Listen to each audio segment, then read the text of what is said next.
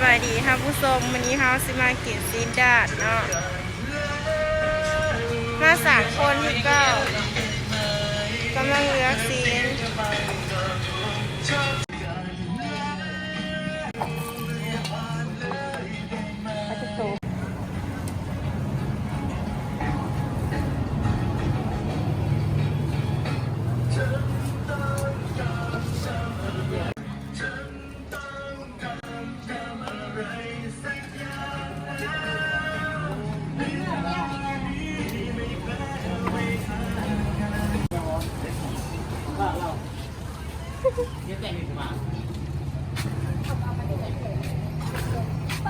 ขี่อันนี้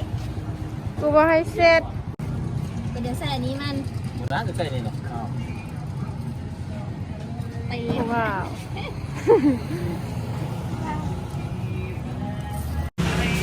มา3 คนคือ3 คนจะยก5นิ้ว ตอนนั้นไหม รีวิวเอาลงไหม